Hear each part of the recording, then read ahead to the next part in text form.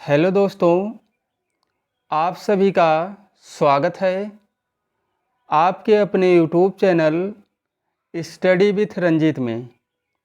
आज के वीडियो में एलसीएम और एचसीएफ के कुछ और भी क्वेश्चन को सॉल्व करेंगे।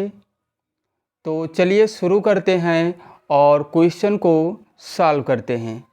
जैसे पहला क्वेश्चन है, इसमें कहा गया है वह छोटी से छोटी संख्या बताइए जो 4, 5, 6, 12, 15 और 18 से विभाजित हो जाए। तो हमें क्या बताना है, वह छोटी से छोटी संख्या बताना है जो 4, 5, 6, 12, 15 और 18 से विभाजित हो जाए। तो इसके लिए हमें एलसीएम निकालना होगा। संख्या ज्ञात करने के लिए हमें क्या करना होगा, एलसीएम निकालना होगा। किनका एलसीएम निकालेंगे, 4, 5, 6, 12, 15 और 18 का हमें क्या निकालना होगा, एलसीएम निकालना होगा। किसका एलसीएम निकालना होगा, 4, 5, 6, 12, 15 और 18 का संख्या ज्ञात करने के लिए। तो सबसे पहले हम 2 से कैंसिल करेंगे, ये 2 बार में कैंसिल हो जाएगा, 5 कैंसिल होगा नहीं। 6 को 3 बार में और 12 को 6 बार में कैंसिल करेंगे। 15 को लिख लेंगे और 18 9 बार में कैंसिल हो जाएगा। उसके बाद 2 से फिर कैंसिल करेंगे, 5 कैंसिल नहीं होगा। 3 भी लिख लेंगे और ये 3 बार में हो जाएगा। 15 को लिख लेंगे और 9 भी कैंसिल नहीं होगा। अब हम कैंसिल करेंगे 3 से, 5 नहीं कैंसिल होगा, 3 एक कम 3 और 3 एक कम 3, 15 भी कैंसिल हो जाएगा 5 बार में और ये कैंसिल हो गया 9 3 बार में। उसके बाद 5 को हमें लिख लेना, 3 से अभी कैंसिल होगा, 1 और 1, 5 को लिख लेना है और 3 एक कम 3। अब यहाँ पे हम 5 से कैंसिल करेंगे तो यहाँ पे कैंसिल हो जाएगा, 5 एक कम 5 और ये 5 एक कम 5। अब देखिए हमें एलसीएम निकालना था, क्या निकालना था, एलसीएम निकालना था। 2 गुणे 2 हो जाएगा और 3 गुणे 3 और गुणे में 5 हो जाएगा। इसका जब हम गुणा कराएंगे एलसीएम निकालेंगे और वही हमारा आंसर हो जाएगा। क्या, अब इसका गुणा कराएंगे, 2 दूनी 4, 3 12, 3 36 और 36 पंचे होता है 180। कितना, 180। और यही हमारा आंसर हो जाएगा। मतलब वह छोटी से छोटी संख्या जो होगी, वह छोटी से छोटी संख्या कितनी होगी, 180 होगी।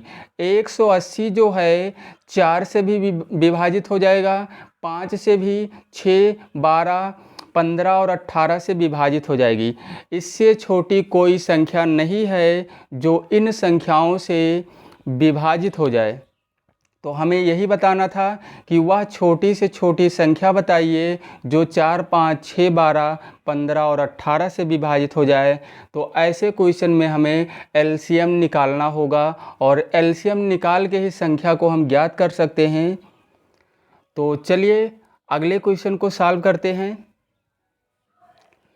अगला क्वेश्चन है, इसमें कहा गया है वह छोटी से छोटी संख्या बताइए जिसे 8, 9, 12 और 15 में से किसी से भी भाग देने पर शेष 1 बचे। यहाँ ध्यान देना है, शेष 1 बचे। तो हमें क्या करना होगा, हम कैसे निकालेंगे कि वह छोटी से छोटी संख्या कौन सी होगी जो 8, 9, 12 और 15 से विभाजित करने पर यानी भाग करने पर शेष फल 1 बचे। तो यहाँ भी हमें ऐसे क्वेश्चन में भी हमें एलसीएम निकालना है और एलसीएम जो आएगा, क्या निकालना है, एलसीएम।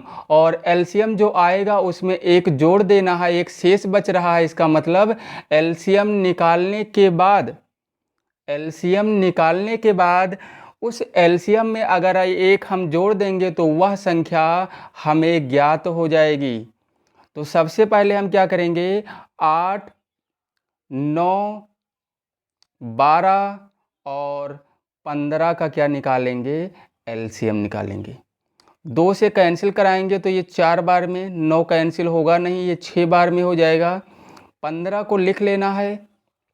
उसके बाद 4 को 2 से कैंसिल करेंगे, 9 कैंसिल नहीं होगा, 2 तिहाई 6, 15 को लिख लेंगे और उसके बाद अभी 2 से कैंसिल करेंगे, 9 को उतार लेंगे, 3 भी लिख लिया जाएगा ऐसे ही, और 15 भी ऐसे लिख लिया जाएगा।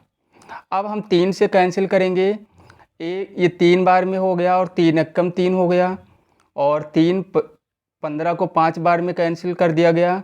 अब 3 से एक बार और कैंसिल करेंगे और 5 को लिख लेना है, और 5 को 5 से कैंसिल कर लेंगे इस तरीके से। अब क्या निकालेंगे हम? एलसीएम निकालना था हमें, और एलसीएम निकालने के बाद जो हमारा एलसीएम आएगा उसमें 1 जोड़ देना है, इसको ध्यान रखना है।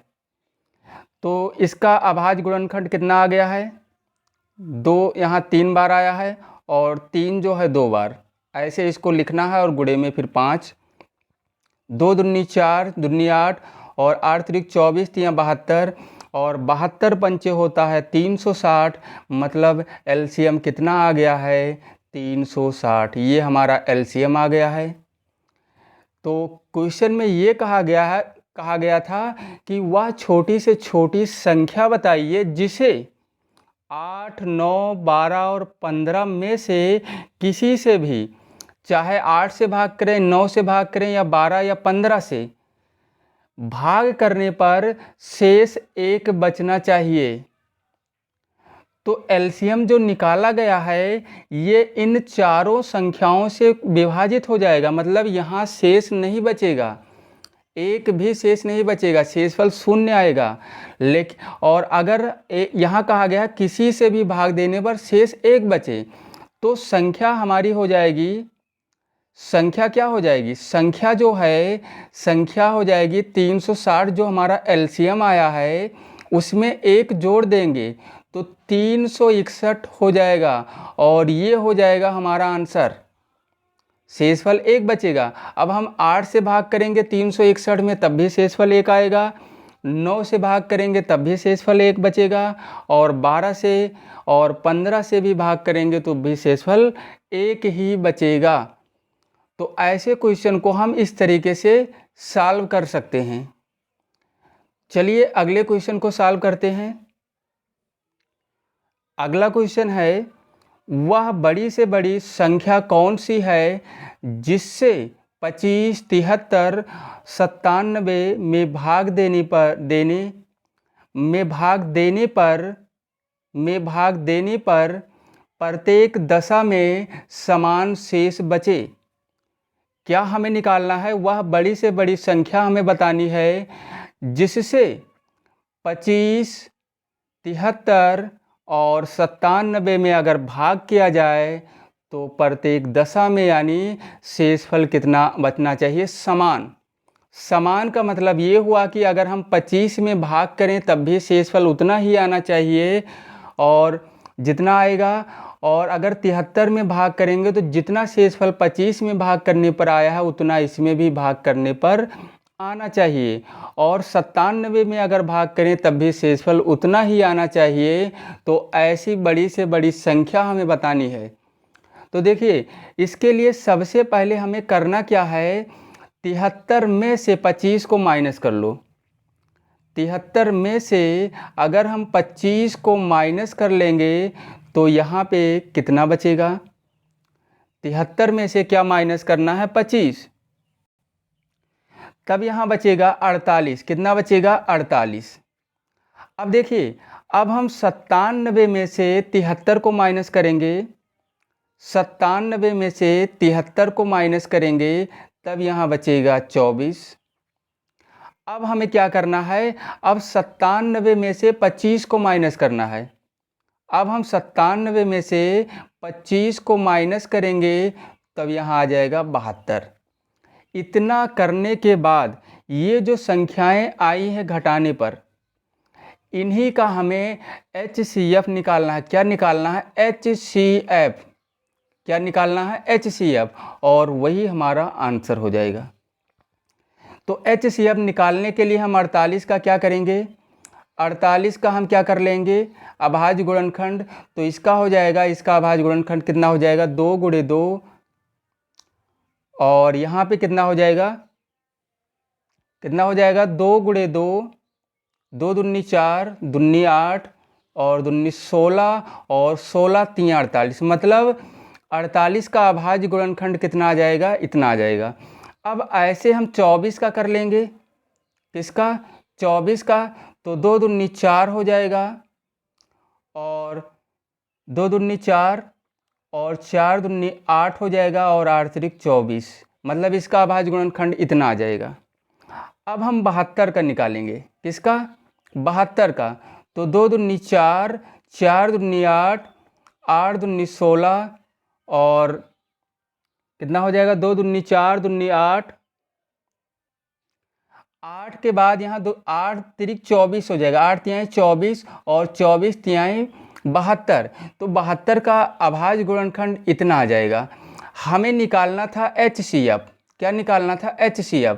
तो देखिए इन तीनों संख्याओं के अभाज्य गुणनखंड में क्या क्या कॉमन है, उभयनिष्ठ क्या है इसमें, केवल यही 3 संख्याएं उभयनिष्ठ हैं।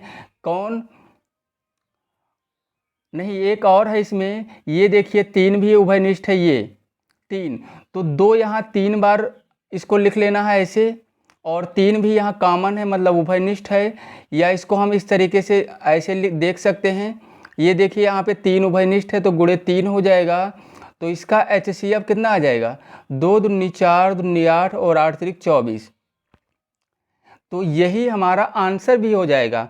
वह बड़ी से बड़ी संख्या क्या हो जाएगी, संख्या हमारी क्या आ गई, संख्या जो है संख्या आ जाएगी 24, और यही हमारा आंसर हो जाएगा। अगर ऐसे क्वेश्चन को हमें सॉल्व करना है तो इस तरीके से हम सॉल्व कर सकते हैं। यहाँ कहा गया था वह बड़ी से बड़ी संख्या कौन सी है जिससे, मतलब जिससे 25, 73 और 97 में भाग देने पर प्रत्येक दशा में शेषफल कितना बचना चाहिए, समान बचना चाहिए। अब देखते हैं इसको, अगर 25 को हम 24 से भाग करें तो शेषफल 1 आएगा। अगर 73 को हम 24 से भाग करेंगे, 24 से भाग करेंगे तो यहाँ भी शेषफल 1 आएगा, 24 यहाँ 72 होता है। अगर हम 97 को भाग करें 24 से, हमारा आंसर 24 ही तो आया है, तो 24 चौका 96, मतलब शेषफल यहाँ भी 1 बचेगा। इसका मतलब हमारा आंसर जो आया है यही होगा 24। वह बड़ी से बड़ी संख्या कौन सी होगी, 24 होगी। तो ऐसे क्वेश्चन को हम इस तरीके से सॉल्व कर सकते हैं। तो आज के इस वीडियो में बस इतना ही, और फिर मिलते हैं अगले वीडियो में।